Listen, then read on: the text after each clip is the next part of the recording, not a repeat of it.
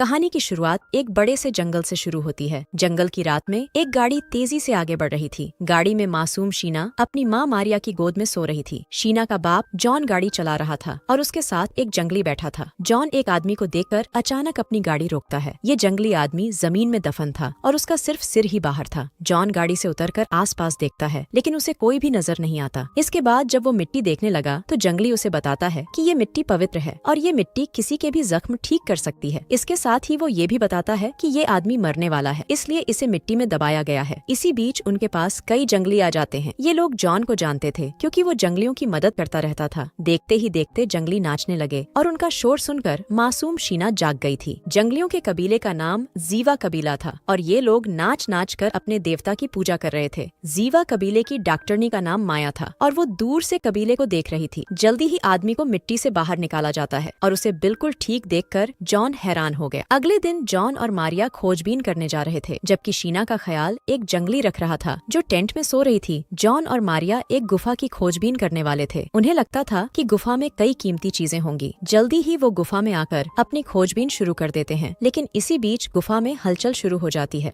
हलचल होने के कारण गुफा टूटने लगी थी। जॉन और मारिया गुफा से निकलने की कोशिश करते हैं, लेकिन गुफा के अंदर ही दबकर मर जाते हैं। गुफा की हलचल कबीले वालों ने भी देख ली थी। उन्हें भी पता चल गया था कि जॉन और मारिया गुफा में मारे गए। उनकी मौत के बाद माया शीना को उठाकर कहती है, आज से मैं ही तुम्हें पालूंगी। मैं तुम्हें जंगल की रानी बनाऊंगी ताकि तुम जंगल का ख्याल रख सको। धीरे धीरे दिन बीतने लगे और माया शीना को ट्रेनिंग देती रही। वो उसे एक मंत्र भी सिखाती है जिससे शीना जानवरों से बात कर सकती थी। शीना को निशानेबाजी भी सिखाई गई ताकि जरूरत पड़ने पर वो दुश्मनों का सामना कर सके। कुछ ही सालों बाद शीना जवान हो गई और वो काफी खूबसूरत भी दिखने लगी थी। अब कहानी को शहर की तरफ लेकर चलते हैं। ये शहर जंगल के पास ही था। गाड़ी से उतरने वाला मैसी था जो एक दफ्तर में आ चुका था। ये दफ्तर सैम का था जो मैसी का करीबी दोस्त था। सैम भी जंगल में खोजबीन करता था। वो मैसी को एक तस्वीर दिखाकर कहता है कि जंगल में एक बड़ा सा पहाड़ है जिसके आसपास कई रहस्यमयी चीजें हैं और उनकी कीमत करोड़ों में हो सकती है। सैम की बात सुनकर मैसी खुश हो गया था। वैसे मैसी का बड़ा भाई इस शहर का राजा था। मैसी जंगल में जाकर रहस्यमयी चीजें ढूंढना चाहता था, लेकिन उसका बड़ा भाई नहीं चाहता था कि मैसी जंगल में जाकर कोई छेड़छाड़ करे। दूसरी तरफ माया अपना सामान बांध रही थी। वो शीना से कहती है कि जंगल में शहरी लोगों का आना जाना काफी बढ़ गया है और वो जंगल को नुकसान भी पहुंचा रहे हैं। मैं शहर जाकर राजा से बात करूंगी ताकि शहरी लोगों का जंगल में आना जाना कम हो जाए। शीना को इतना कहकर वो शहर की तरफ बढ़ने लगी। उधर एक जहाज भी तेजी से आगे बढ़ रहा था। जहाज में दो लोग बैठे थे। टोपी वाले का नाम रोगन जबकि दूसरे का नाम विंस था। ये दोनों डिस्कवरी चैनल के लिए वीडियोस बनाते थे और ये दोनों मैसी के बुलाने पर यहाँ आए थे ताकि वो राजा की वीडियो बना सकें। कुछ ही देर बाद रोगन और विंस जमीन पर उतरते हैं। सबसे पहले मैसी उनका स्वागत करता है। इसके बाद राजा विंस से मिलता है और फिर राजा की बीवी तारा भी उनसे मिलती है। दूसरी तरफ माया भी शहर में पहुंच गई थी और तभी एक पुलिस वाला उसके पास आता है। पुलिस को माया अजीब लगी थी, इसीलिए वो उसे अपने साथ ले जाता है। उधर मैसी और तारा राजा को मारने की योजना बना रहे थे। राजा बिस्तर पर ठंडा था, इसलिए मैसी ही तारा का पानी निकालता था। तारा चाहती थी कि राजा की मौत जीवा कबीले के तीर से हो ताकि सबका शक जीवा कबीले पर जाए। मैसी को भी तारा की बात अच्छी लगी। वो भी जीवा कबीले को खत्म कर पूरे जंगल पर कब्जा करना चाहता था। दूसरी तरफ माया अपने मंत्र से शीना को बता रही थी कि वो जेल में है। थोड़ी ही देर बाद रात हो गई। राजा के घर दावत थी और रोगन उसकी वीडियो बना रहा था। रोगन के साथ विंस और लाइटमैन मुन्ना भी था। वीडियो बनाते बनाते रोगन का कैमरा जाम हो गया, जिसके बाद वो उसे ठीक करने लगा। इसी बीच कैमरे में धनुष की भी रिकॉर्डिंग हो जाती है जो घर से थोड़ी ही दूर एक पेड़ पर था। राजा जैसे ही मेहमानों का स्वागत करने लगा तभी उसे एक तीर मार देता है। राजा की मौत देखकर सभी डर गए। तारा जल्दी जल्दी तीर निकाल कर कहती है कि ये तो जीवा कबीले का तीर है। उसी पल पुलिस माया को भी वहाँ ले आती है। माया के पास उसका धनुष था, इसलिए सभी उसे ही कातिल समझ रहे थे।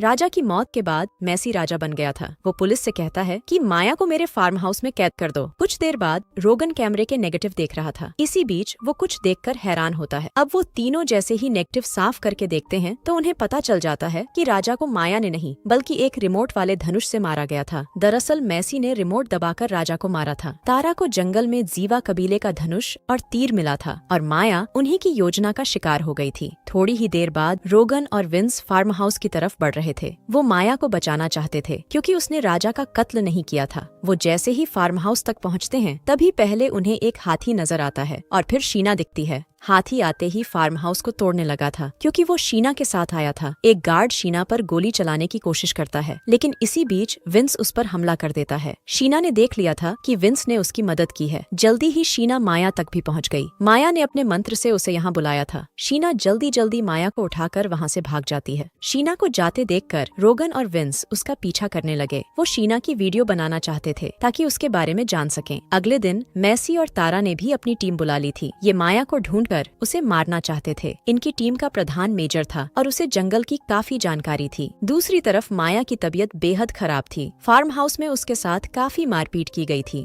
शीना उसे पवित्र मिट्टी के पास ले जाना चाहती थी, लेकिन माया के पास इतना समय नहीं था। शीना उसे बचाना तो चाहती थी, लेकिन बचा नहीं पाती और माया मर जाती है। उधर रोगन और विंस शेरों के बीच फंस चुके थे। शेर उन्हें कभी भी खा सकते थे और तभी शीना उनके पास आ जाती है। शीना के इशारे पर शेर वहाँ से चले जाते हैं। इसके बाद विंस उससे माया के बारे में पूछता है और शीना उसे माया की मौत के बारे में बता देती है। दोनों अभी बातें कर ही रहे थे कि तभी शीना को खतरे का एहसास होता है। मैसी की टीम उनके पास आ रही थी। जल्दी ही वो शीना तक पहुंच जाते हैं और उसे देखते ही गोलियां चलाने लगते हैं। गोलियों से बचने के लिए पहले शीना भागती है और उसके पीछे पीछे विंस भागता है, जबकि रोगन गाड़ी लेकर भागता है। कुछ ही देर बाद शीना और विंस एक पेड़ पर चढ़ गए थे। मैसी की टीम अभी भी उन्हें ढूंढ रही थी, लेकिन जब वो उन्हें कहीं नहीं दिखते तो वो दूसरी जगह ढूंढने लगते हैं। रात को विंस जंगल में ही सोता है। सुबह होते ही मैसी की टीम फिर से शीना को ढूंढने लगी। वो शीना को पकड़कर उससे माया के बारे में पूछना चाहते थे। वो नहीं जानते थे कि माया तो कब की मर चुकी है। विंस ने फार्म हाउस में शीना की मदद की थी, इसलिए वो उसे भी मारना चाहते थे। उधर शीना और विंस ऊंचे पहाड़ों की तरफ जा रहे थे। शीना को यकीन था कि मैसी की टीम यहाँ नहीं पहुँच सकती और वो थक हार कर जंगल से चली जाएगी। शाम होते होते दोनों ऊंचे पहाड़ों पर भी पहुँच जाते हैं, लेकिन तभी उन्हें एक हेलीकॉप्टर देख लेता है। ये हेलीकॉप्टर भी मैसी की ही टीम का था। वो शीना को मारने की कोशिश करता है और जब वो अपनी कोशिश में सफल नहीं होता तो वो बेजुबान जानवरों को ही मारने लग जाता है। जानवरों को बचाने के लिए शीना और विंस खुद को गिरफ्तार करवा देते हैं। कुछ ही देर बाद वो दोनों मैसी और तारा के सामने थे। शीना ने मैसी को बता दिया था कि माया मर चुकी है। अब मैसी चाहता था कि शीना को उसी के कबीले में मारा जाए ताकि कबीले वाले उससे डरने लगें। विंस को गिरफ्तार कर जेल भेजने की तैयारी शुरू हो गई थी। मैसी उसे शहर ले जाकर सबके सामने मारना चाहता था। कुछ ही देर बाद शीना को एक हेलीकॉप्टर में बैठाकर उसके कबीले की तरफ ले जाया जा रहा था। शीना के साथ तारा भी थी, क्योंकि वो उसे अपने हाथों से मारना चाहती थी। इसी बीच शीना मंत्र पढ़कर पक्षियों से बात करने लगी। जल्दी ही बहुत सारे पक्षी हेलीकॉप्टर के पास आ गए। वो पायलट के साथ साथ तारा पर भी हमला करने लगे और तारा खुद को बचाती बचाती नीचे गिरकर मर जाती है। एक नदी देखकर शीना भी कूद जाती है। पायलट की हालत काफी खराब थी। वो हेलीकॉप्टर को संभाल नहीं पाता और वो भी मारा जाता है। अब शीना के साथ पूरा कबीला और कई जानवर भी थे। ये सभी मिलकर मैसी की टीम पर टूट पड़ते हैं। जंगल में एक भयानक युद्ध शुरू हो गया था, जिसमें मैसी की टीम मर रही थी। अपनी टीम को मरते देखकर मैसी भागने की कोशिश करता है, लेकिन शीना उसे भी मार देती है। लड़ाई में विंस काफी जख्मी हो गया था, लेकिन पवित्र मिट्टी में दबाकर उसे ठीक कर लिया जाता है। कहानी के आखिर में विंस शहर चला जाता है, जबकि जंगल की रानी जंगल में घूमने लगती है। इस पूरी कहानी में यही दिखाया गया है कि जो अपनी जिम्मेदारियां पूरी करता है वही राजा और रानी बनता है। शीना ने अपनी जिम्मेदारियां अच्छी तरह निभाई थी, इसीलिए उसे जंगल की रानी बनाया गया था। इसी के साथ इस कहानी का यही अंत हो जाता है। हमारी वीडियो देखने के लिए बहुत बहुत धन्यवाद। अगर आप ऐसी ही वीडियोस के दीवाने हैं तो प्लीज मेरे चैनल को जरूर सब्सक्राइब करें। मिलते हैं अगली वीडियो में, तब तक के लिए नमस्कार।